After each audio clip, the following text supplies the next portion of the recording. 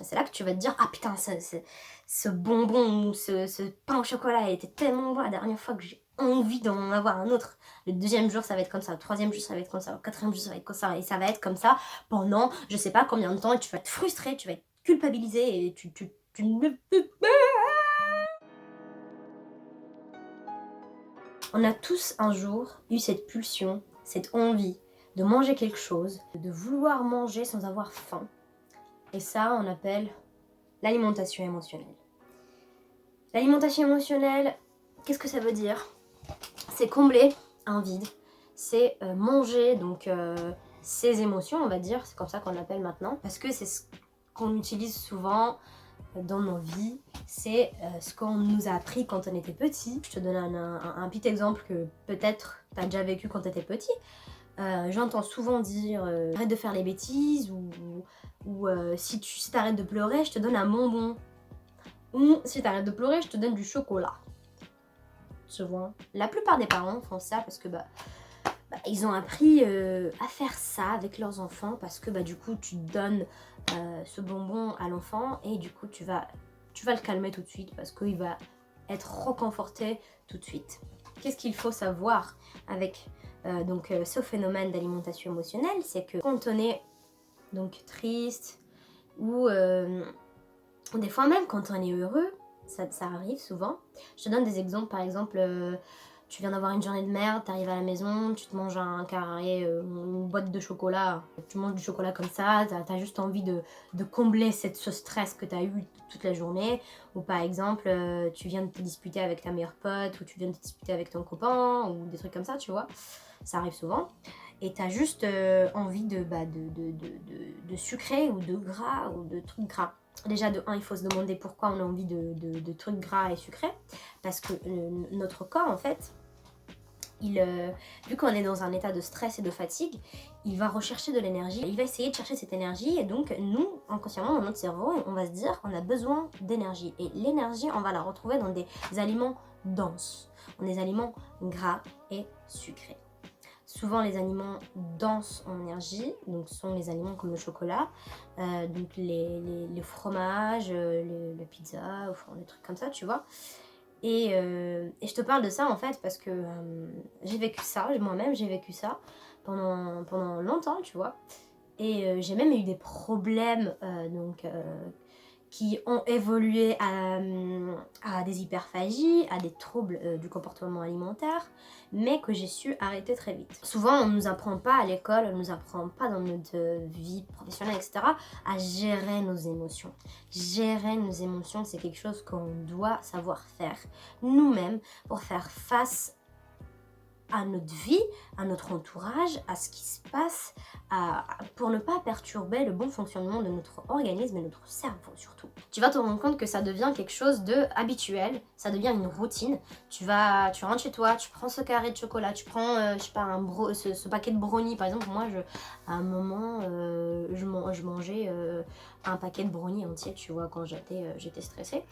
Et tu vas prendre ce paquet de brownies, tu vas l'ouvrir d'une certaine manière, en fait, tu as une routine, tu as des étapes à faire. Tu vas le faire inconsciemment. Et en fait, nous, les êtres humains, on a besoin d'habitude, d'une routine, et on le fait avec tout. On développe une certaine relation avec la bouffe malsaine, parce que avec l'habitude, on oublie d'avoir ce plaisir-là, on oublie d'avoir un plaisir quand on mange. On se rend pas compte que c'est un problème parce que ça devient habituel et ça devient quelque chose que tu fais de manière robotique. Et de là, on va se demander quel est le problème. Le problème, c'est quand ça devient quelque chose de régulier, de quotidien. Et on le sait. C'est-à-dire qu'on sait que c'est pas bien, mais on n'arrive pas à arrêter.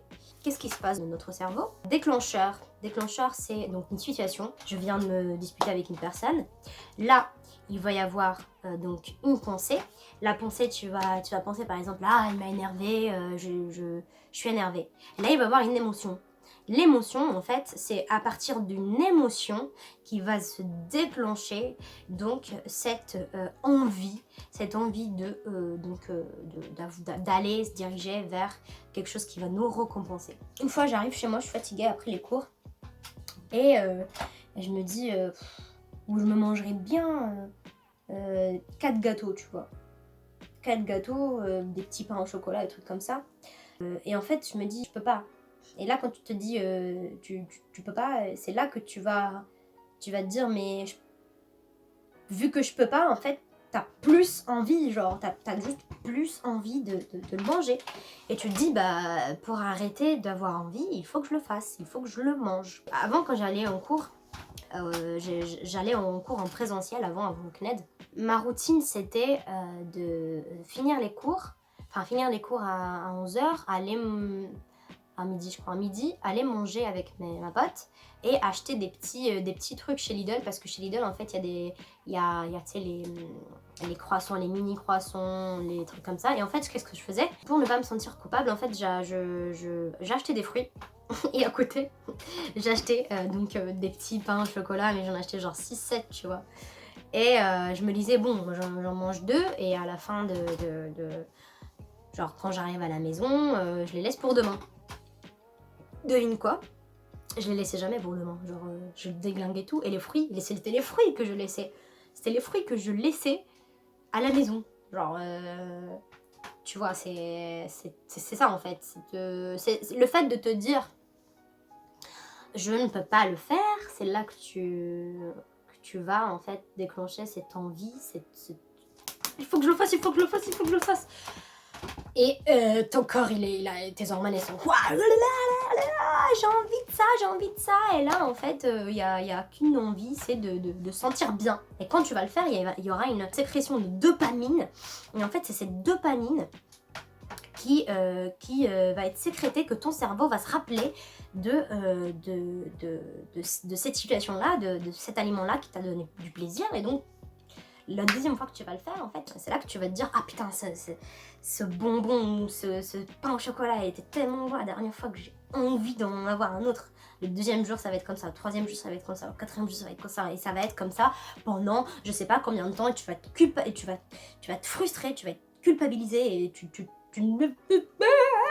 Enfin, et là, tu vas en fait partir en couille, on va dire. Qu'est-ce qu'on peut faire pour donc arrêter toutes ces hyperphagies, toutes ces pulsions, on va dire. La solution vient de toi-même. Vient exactement de toi. Si tu as la motivation, si tu as envie d'arrêter ça, tu peux choisir une autre solution. C'est-à-dire que tu peux choisir une autre activité, choisir de faire autre chose, choisir de faire travailler ton cerveau différemment, te penser différemment, te poser les bonnes questions, c'est-à-dire ne pas te diriger directement vers la bouffe, mais ce chemin est tellement long et tellement compliqué que tu peux pas y arriver en 2 jours. On dit que pour prendre de bonnes habitudes, tu vas y arriver en 30 jours. Pour moi, c'est plus. Pour moi, les bonnes habitudes, surtout alimentaires, pour moi, c'est beaucoup plus que 30 jours. C'est 2 à 3 mois, on va dire. C'est plus, en fait. Et c'est là, en faisant les bons exercices, en te posant les bonnes questions, et en faisant un travail personnel, développe-toi. C'est-à-dire que il faut que tu développes ta personne, il faut que tu saches ce que tu veux vraiment dans la vie, en fait. Par exemple, moi, je sais que je mangeais parce que je savais que je pouvais pas manger. Pourquoi? C'est là que tu vas dire pourquoi. Parce que, en fait, je faisais un sport où je ne pouvais pas prendre de poids. Et je me forçais, du coup j'essayais de suivre un régime. En fait, c'était un cercle vicieux. Plus je me disais non, il faut pas que je prenne du poids, il faut pas que je prenne du poids, plus j'avais envie de cet aliment. En fait, ça vient tout de suite à l'esprit, en fait. Souvent, c'est plus complexe que ça. Souvent aussi, c'est dû à l'enfance. C'est pour ça que je dis que c'est pas un sujet très facile à aborder. Mais j'ai voulu quand même te donner un petit aperçu de ce sujet-là pour te faire comprendre que, c'est actuel, ça arrive à certaines personnes d'avoir d'avoir ces pulsions. Et il faut tout d'abord, il faut le comprendre que tu as des pulsions comme ça. Parce que le plus difficile, c'est le comprendre. Si toi, tu me regardes et tu me dis, oui, mais moi, je mange des trucs gras, parce que j'aime bien les trucs gras, je suis bretonne, je suis italienne, du coup, je mange des pizzas tout le temps, je mange des pâtes tout le temps. Par exemple, moi, je pourrais dire ça, mais moi, je suis marocaine, je mange des cocos tout le temps, etc. Oui, mais c'est des habitudes. Et les habitudes, tu peux les changer. C'est pas parce que notre culture, elle nous a appris à manger de cette façon qu'on doit suivre cette culture et du coup, niquer notre organisme et niquer notre intestin et niquer du coup aussi, pourquoi j'utilise ce mot. Donc, faire du mal à notre organisme en lui donnant des aliments trop riches en gras, trop riches en calories et qui vont pas forcément nous donner la bonne énergie, le bon coup de boost qu'on veut le matin, dès le matin et pendant toute la journée. Il faut faire la part des choses, il faut se dire est-ce que c'est ma culture qui me fait donc manger ces choses-là, qui me donne des pulsions. Et du coup là, quand tu vas comprendre que c'est dû à tes habitudes, c'est là que tu vas te dire j'ai envie de changer. J'ai envie de bien manger parce que j'aime mon corps, parce que j'ai envie d'être en bonne santé, parce que j'ai envie de faire de mon corps un temple sacré et saint pour que je puisse donc aller vers l'avant, pour que je puisse donc faire les choses que je veux faire avec le bon esprit, avec la bonne énergie, avec du coup une bonne mentalité et tout cela, ça va venir par l'alimentation et tout cela va venir aussi par ta motivation parce que tu veux le faire, parce que tu veux entreprendre cette nouvelle phase, cette nouvelle vie avec une vie saine et avec de nouveaux aliments. Tu dois avoir envie de vouloir chercher plus loin, de vouloir chercher plus profondément, de vouloir changer ta manière de manger parce que si tu n'as pas envie au profond de toi-même, là tu vas devoir donc faire un gros travail sur toi-même, soit l'accepter, donc l'acceptation c'est la meilleure des choses pour du coup arrêter les pulsions. Pour moi l'acceptation c'est là où tu vas te dire ok, moi je m'en fous de vouloir perdre du poids. Moi par exemple quand j'ai eu ces pulsions et que j'ai voulu arrêter, je me suis dit mais en fait je suis con, je vais juste m'accepter comme je suis. Parce qu'en fait, j'avais un corps déjà très mince. Donc c'était quand même mental, tu vois. Je me disais, faut que je sois plus mince, mais je pouvais pas devenir plus mince que ça, genre. Tu vois, c'est en fait, tout est mental. Donc si dans ta tête, t'arrives à avoir ce déclencheur-là, à te dire, mais j'ai pas envie de maigrir, pourquoi je devrais le faire juste parce que cette personne-là, elle m'a dit que j'étais trop grosse ou... La société, elle m'a dit que j'étais pas parfaite, mais je m'en fous.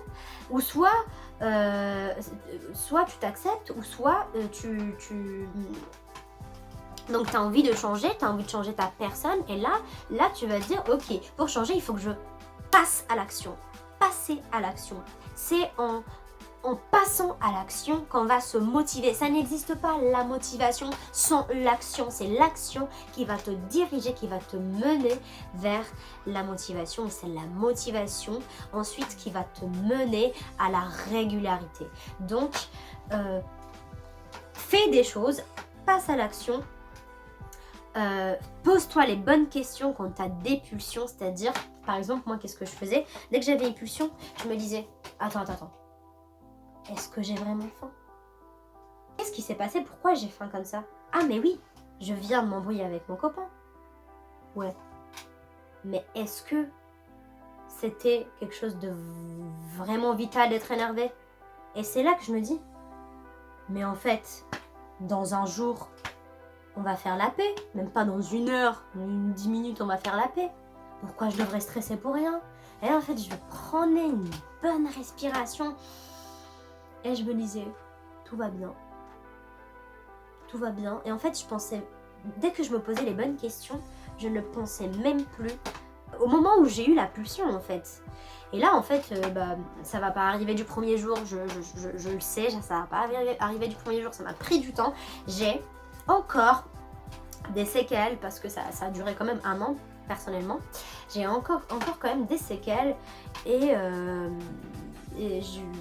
du coup des fois j'ai des pulsions, mais je me dis, avant je me disais dès que j'avais une pulsion, bah je m'en fous, je vais manger en fait. Je me suis rendu compte que c'était une mentalité de lâche. Et je me suis posé la question, je me suis dit mais comment je pourrais faire pour arrêter tout ça en fait. Au début je me disais, bon j'ai une pulsion, je vais manger, tu vois. Mais si ça arrivait 4 fois par jour, comment je fais pour arrêter ces pulsions? Est-ce que je vais tout le temps du coup manger parce que j'ai des pulsions et parce que du coup je vais être frustrée après? Non. Il faut mener un autre chemin, une autre manière de penser. Il faut chercher plus loin que la facilité de se dire ok, de toute façon si je mange pas je vais être frustrée. Non. Pose-toi les bonnes questions, prends du temps pour toi. Il faut prendre du temps pour soi. Prends du temps pour toi, s'il te plaît, fais-toi plaisir. Et en fait, la bouffe, tu dois la voir comme ton copain et comme quelque chose qui te fait vivre. Tu dois donc manger pour vivre et pas vivre pour manger en fait. Tu ne vis pas pour manger. Donc c'est là que tu vas faire la part des choses. Ensuite, il y aura tout un chemin vers... tu vas faire tes recherches. Moi en tout cas c'était comme ça au début. J'ai fait mes recherches, je me suis dit comment je peux... est-ce qu'il y a des aliments qui vont du coup ne pas me faire ressentir cette faim inconditionnelle? Oui, il y a des aliments qui te font du coup ne pas ressentir la faim. Par exemple les légumes, manger beaucoup de légumes, les haricots, les lentilles, tout ça.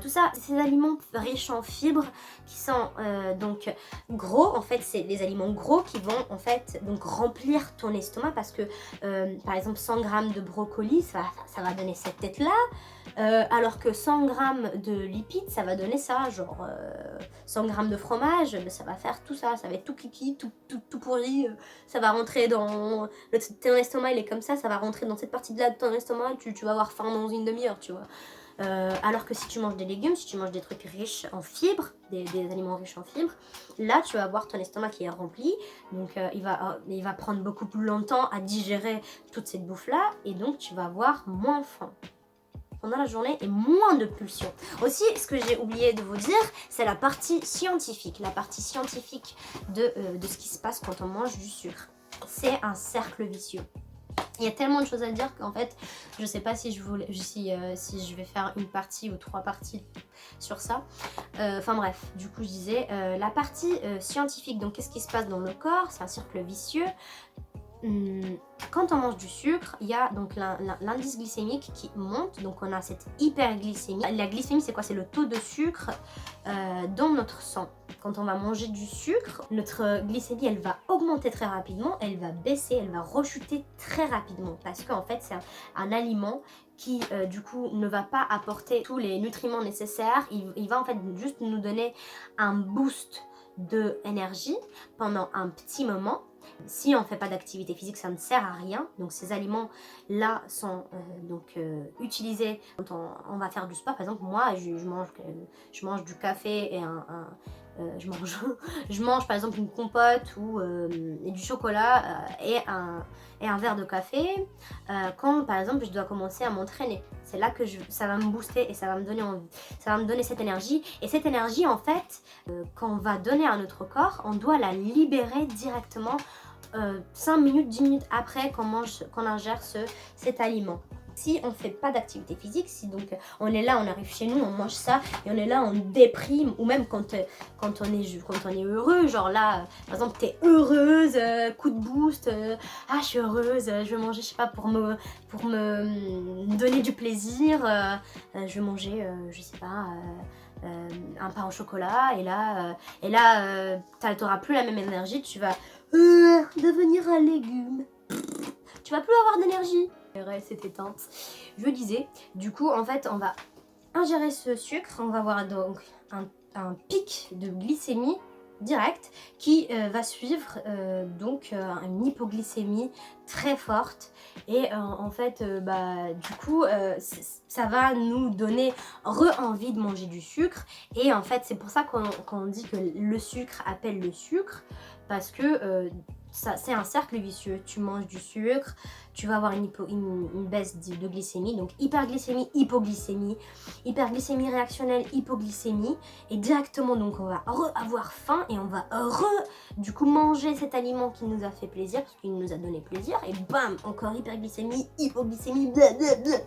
Et là en fait notre cerveau, c'est de la merde. L'insuline elle va plus être sécrétée suffisamment parce qu'elle va donc développer une résistance au sucre.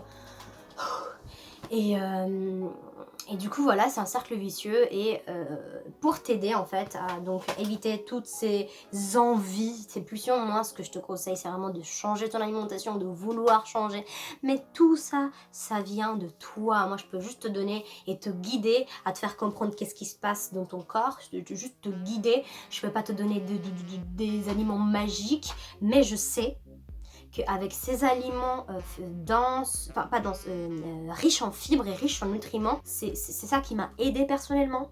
C'est en mangeant tout ça pendant plusieurs mois que j'ai réussi en fait à combattre ces pulsions et ces envies de sucre. Après, quand t'as vraiment une maladie, quand par exemple tu fais des crises de boulimie ou des hyperphagies, là en fait c'est vraiment très compliqué de arrêter tout seul. C'est pour ça qu'il faut aller vers des professionnels. Parce que du coup moi je l'ai fait toute seule parce que du coup j'étais un petit peu obligée de le faire moi-même parce que sinon je ne serais pas diététicienne. Et j'ai réussi parce que j'ai travaillé sur moi-même. J'ai commencé à me poser les bonnes questions et à me demander pourquoi je fais ces crises, pourquoi je mange comme ça impulsivement. Donc voilà, j'espère que cette vidéo vous aura plu, j'espère que vous avez appris quelque chose et que n'hésitez pas à liker la vidéo et à la partager à d'autres gens si ont des mêmes problèmes. Et du coup, je te fais un gros bisou et on se voit à la prochaine vidéo. Ciao!